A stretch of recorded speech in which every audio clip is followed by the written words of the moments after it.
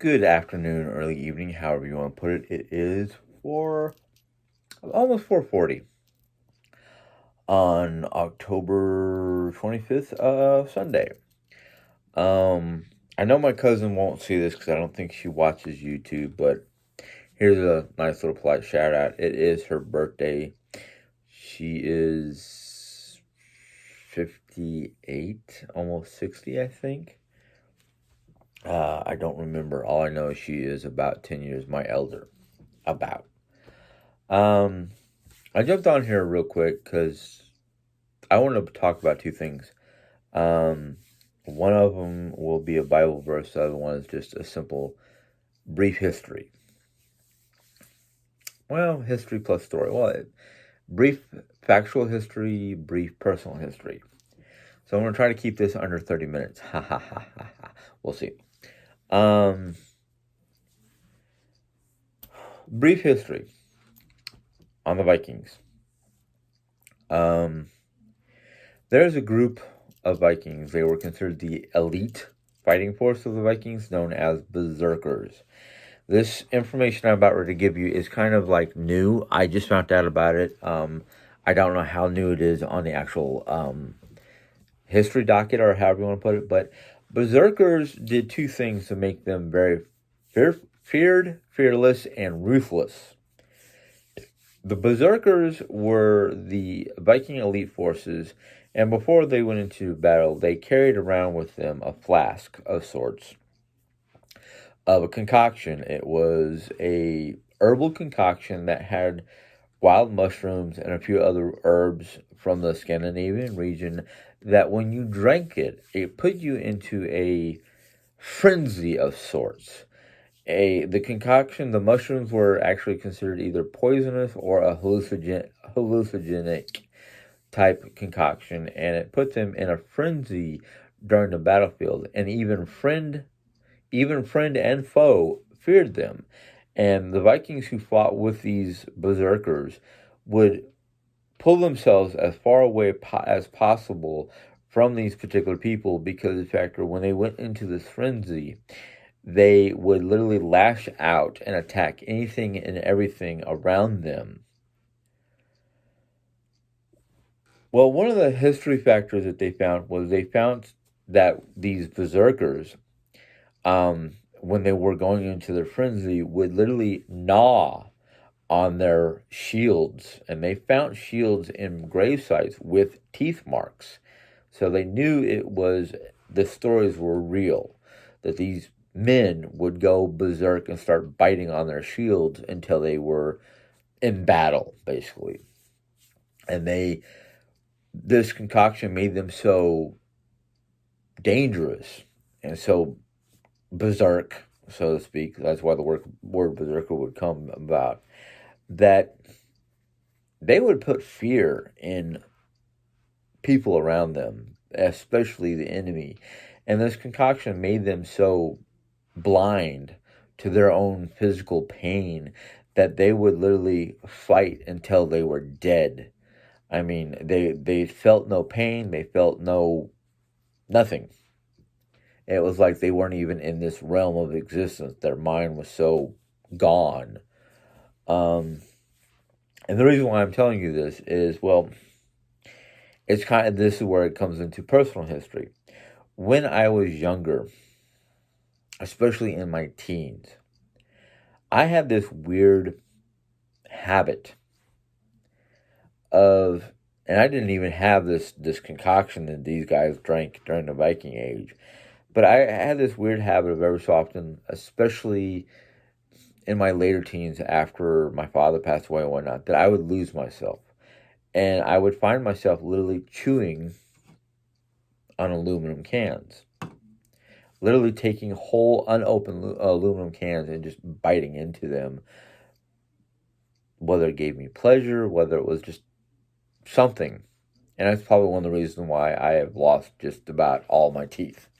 Um, but now that I'm learning these histories and this knowledge, and I look back at some of the things that I did in my younger days before I got a little bit more wiser, I sit there and go, am I descended from these crazy people who actually survived combat and they were considered berserkers during combat because of this oddball concoction and I've never had it before? Or is it just coincidental that during my teens when I was going through a very bad, chaotic period in my life that I did things that now that I'm reading history coming to light with certain information, I go, okay, that explains some of my past, some of my history, some of my life. But the thing was, is during my teens when I was going through these episodes, I call them now, I didn't lash out on people. I did not. I was raised well enough to basically control my rage, anger, anxiety, not really depression. I still deal with that, but I never lashed out at another person. I never struck another person.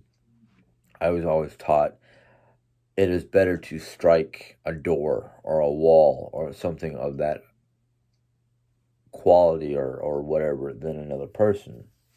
Not because of the factor it could break out into an all out fight, but um, just ethical reasons, legal reasons, all different kinds of reasons. The only time I got into such a blind rage that I struck somebody was my cousin, Debbie. Now, I look back at that and I do regret it. Um, I did deal with issues realizing what I had done to her. Basically, I didn't really. The worst that happened with between me and Debbie was the fact that I broke her glasses and she had a minor bruise on her temple from where the glasses struck her face. Um, and the reason why I look back at that and I contemplate it and I sit there and go, yeah, I was remorseful. I was blinded by my own anger.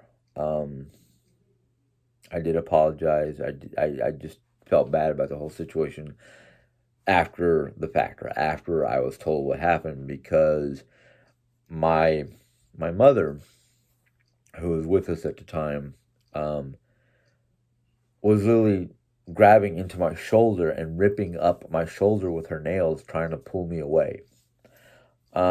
And I didn't feel nothing. I didn't even know about it until maybe about 2 days later.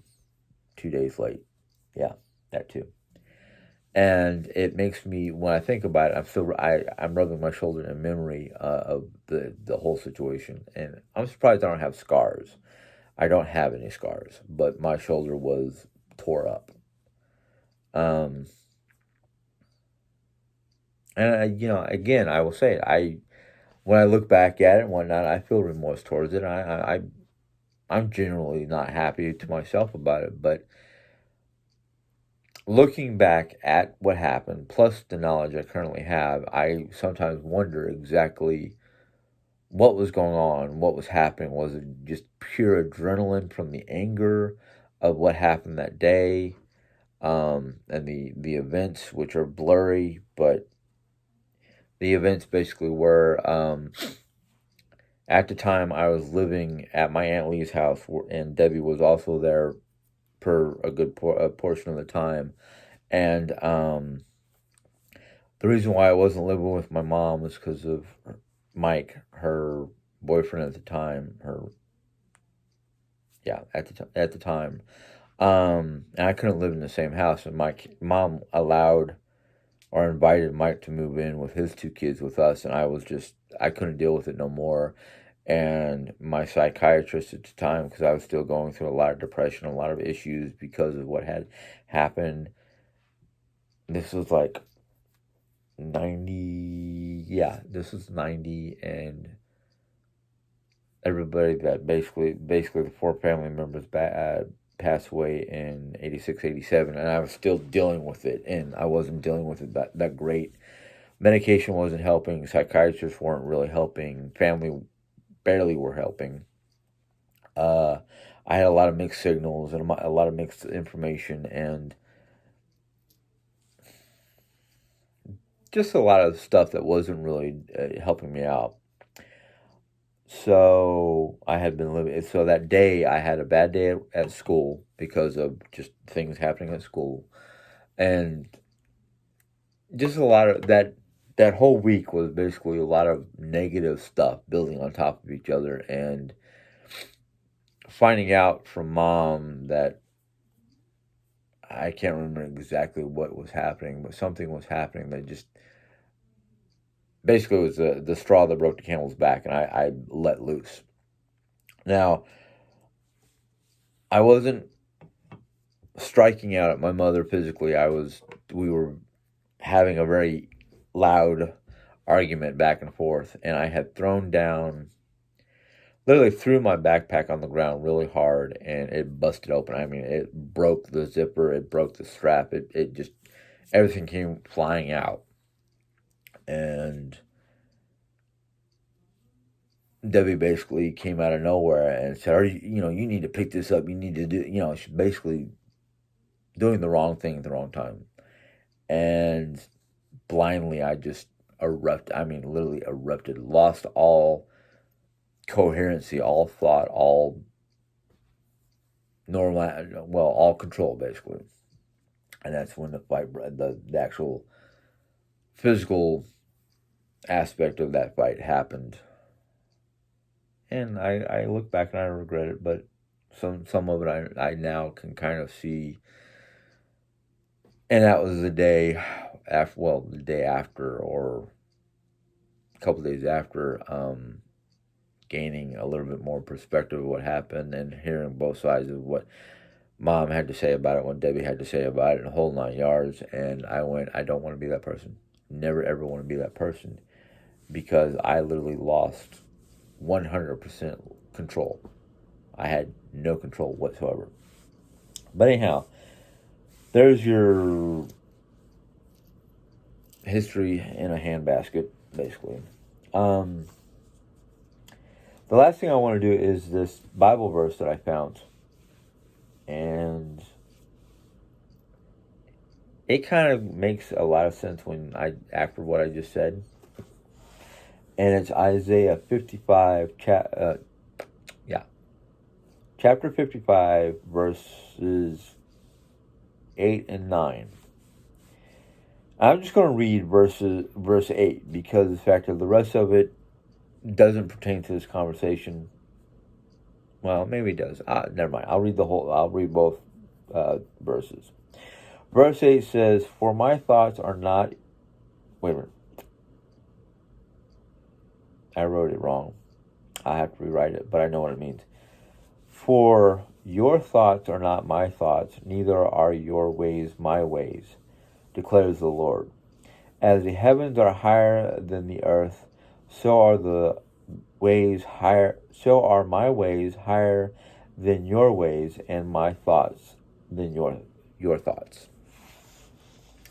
The reason why I think that pertains to what I just said a second ago is the fact that his ways of dealing with things, or his way of doing stuff, is higher than our ways, and we will never ever match his ways or his thoughts.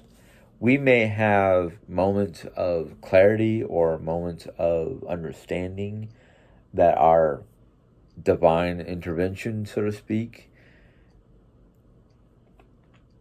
but we live here on earth, which is below the heavens. So anything that has to do with us mere mortals, mere human beings, will never be as high as God's.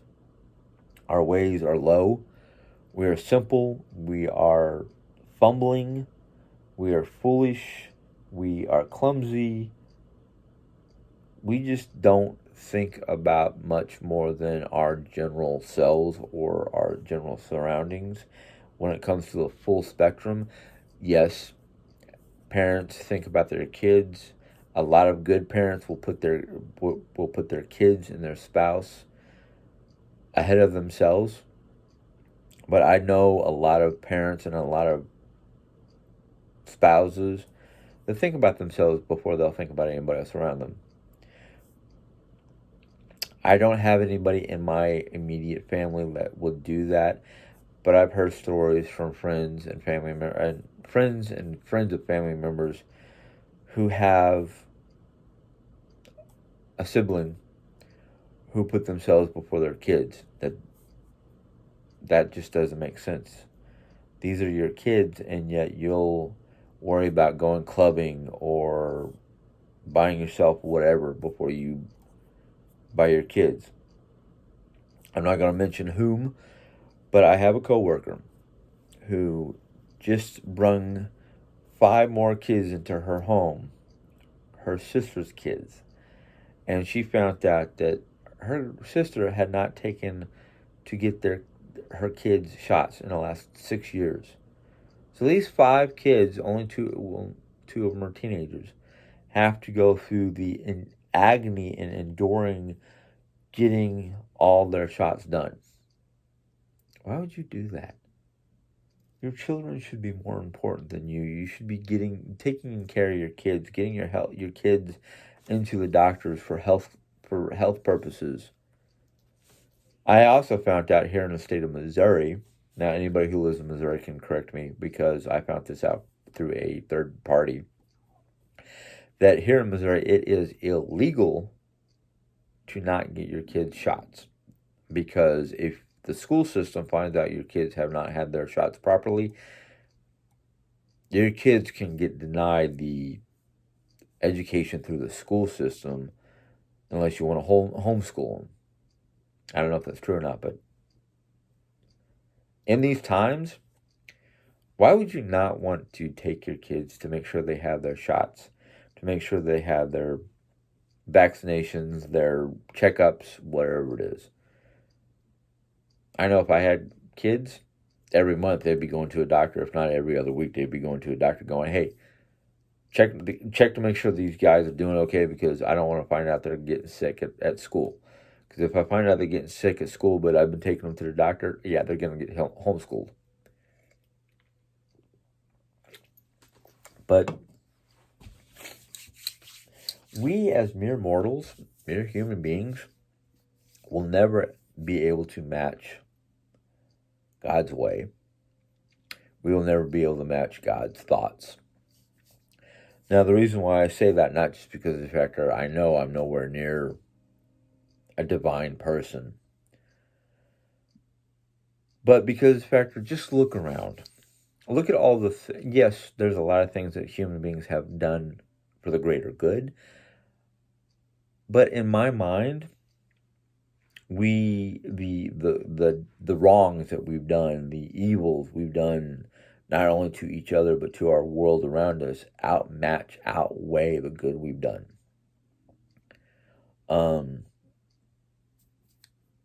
Now, I've talked about it before. There are so many things that we've done that I don't think were necessary. Deforestation. Why do we need to clear or cut down a whole rainforest? There's enough open land, there's enough ways to live in harmony with the rainforests that we don't need to cut down or plow, what does someone call it? The slash and burn effect, where we slash down whole rainforests and burn whatever we can't tear down. Okay? Whales. Hunting various species of animals to near, if not total, extinction. Why? It doesn't make sense to me. I can understand that we have used science for the prolonging of human life, but the thing is, it's right here. It's right in the Bible. Many people in the Bible and in the stories they talk about these particular people have lived to be almost 900 years old. Oldest known human being in written history in the Bible was 980 some odd years old. And the thing is, it don't make sense. How? I mean, well, it doesn't. Let me explain. Back during those times, they used a lunar calendar, so there was 13 months per year. It wasn't until the Greco-Roman calendar, which was created by by the Holy Roman Church, went from 13 to 12 months a year. So if you use the old calendar against how these these people were, and then compare it to the new calendar, these people lived well over 1,000 years old, 1,200 years, because you got to deduct and adjust for the new calendar.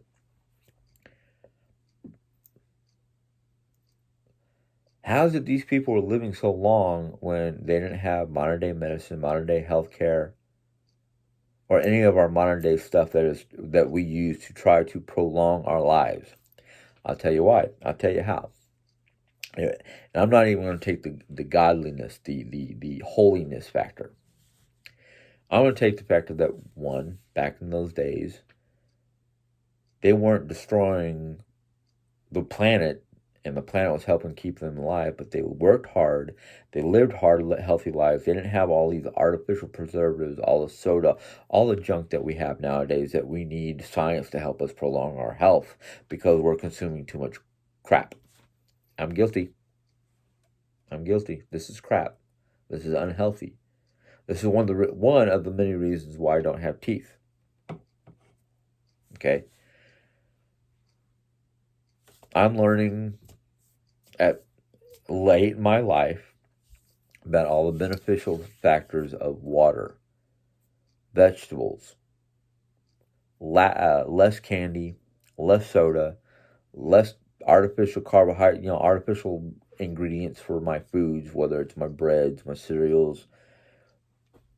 Everybody talks about, oh, but if you have too many of these particular grains, it causes problems with your digestive system, which causes leaky gut. But the thing is, if we would have been living healthy since day one, these grains would not cause leaky gut because our body would have built up a tolerance or an immunity or a defensive system to keep from having leaky gut. So, men and women who were living before, I'm going to say before the Industrial Revolution, where they started using so many artificial ingredients or weren't eating enough vegetables or proper meats or proper grains or those kind of things. We learned how to bleach our grain to turn our bread white. How do you bleach grain to make it white? I'll research that. I have kind of researched it. It's a process of how to grind the grain down and put other ingredients into. It's not like you're pouring bleach on grain and turning it white. It's a process of milling it and grinding it down that makes it white, basically.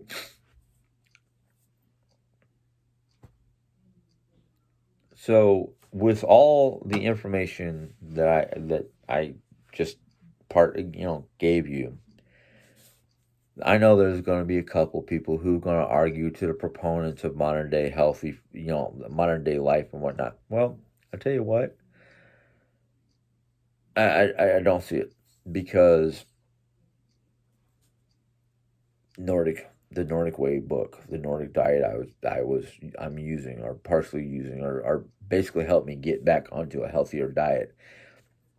Plus the keto diet, plus the diabetic foods and whatnot that we're eating for Jerry. Well, because of Jerry. Well, not just because of Jerry, but I use Jerry as the reason, one of the biggest reasons why I'm now doing it. I have family history.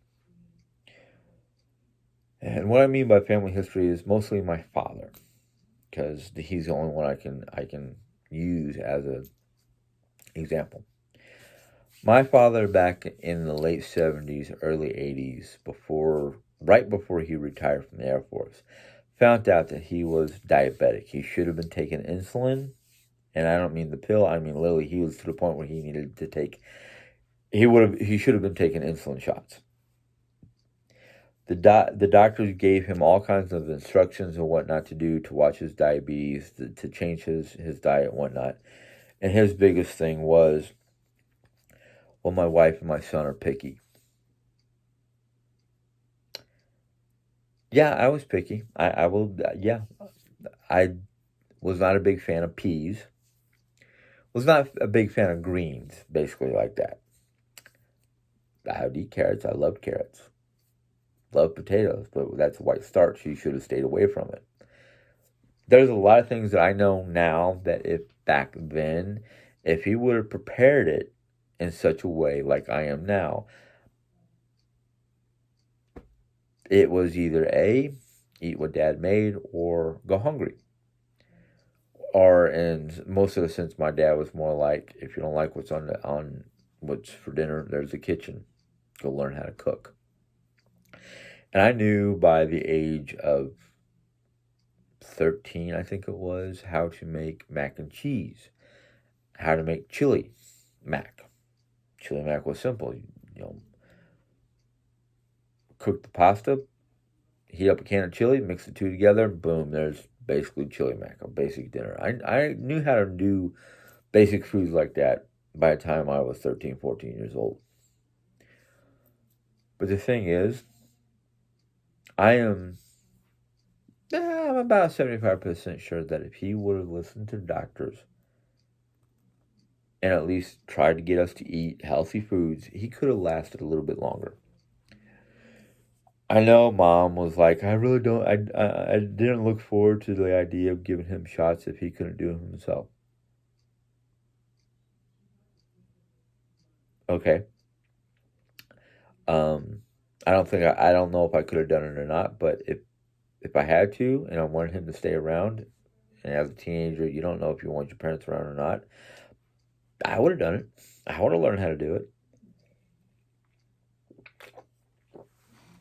Heck, if we hadn't have gotten on top of the diabetes system with Jerry, I might have had to do it for Jerry. I hope to God I never do, but if I have to, I have to. Our ways are not that smart.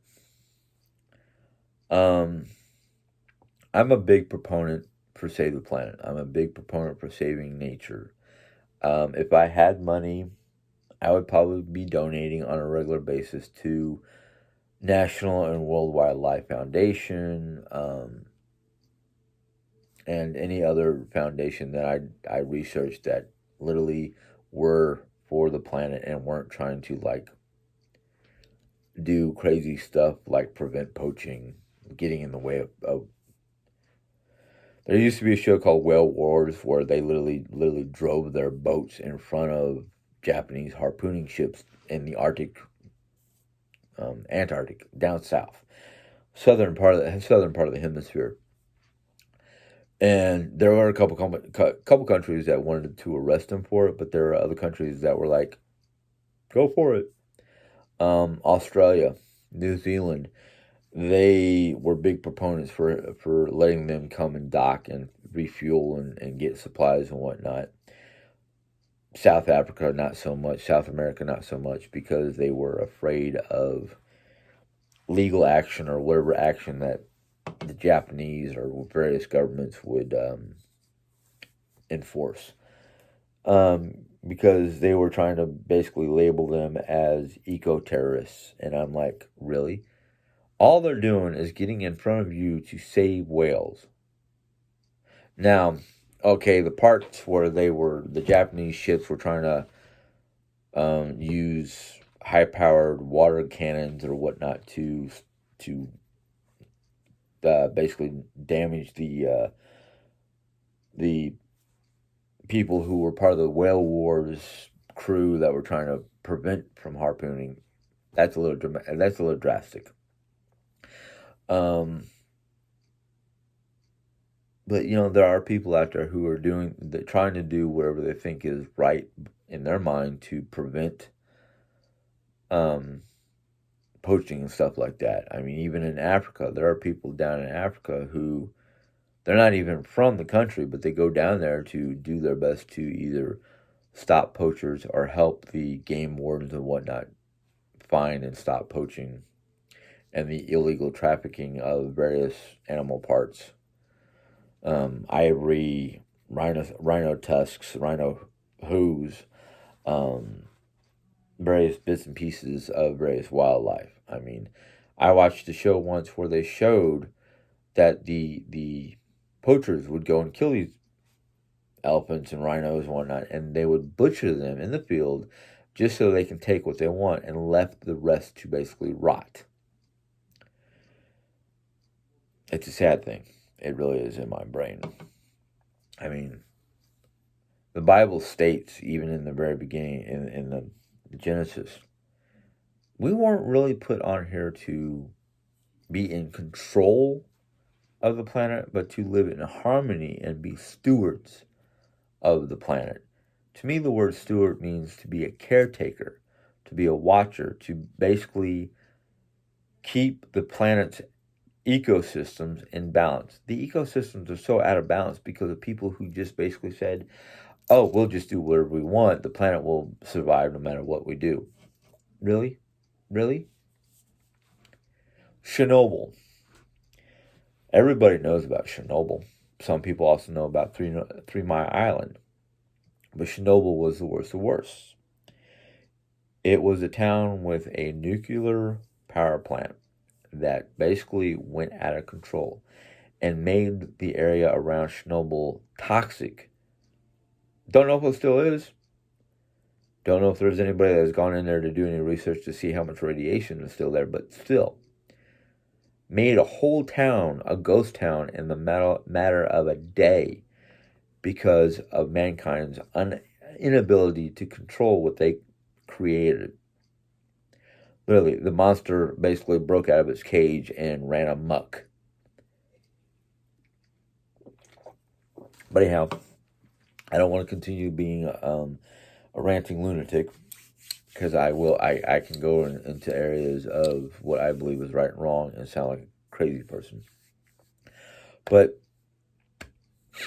just keep in mind, we strive to do our best, whether we realize or not that sometimes our best is not good enough. And then sometimes our attempts to strive to be better, maybe we're trying too fast, maybe we're trying too hard, maybe we're not even supposed to go in the direction we think we're going. But whatever you're doing, whatever your thoughts are, whatever ways you're going, just keep your mind and your eye on God, because by ourselves, we're no good. So that will be that for tonight. I have to go and find a recipe for dinner. And the main part of the meal is basically pork loin. So we're going to see what we can find. Anywho, you guys have a good day. Oh, wait a minute. I'm going too fast because I want to start cooking. I'm getting hungry. If you enjoyed this video, give it a thumbs up. If you have any questions or comments, go ahead and put it in the comment box. And if you're new to my channel and want to hear more of my whatever I put out, go ahead and hit that bell, and YouTube will let you know when I put in a new video. Until next time, have a good day. God bless. Goodbye. Enjoy.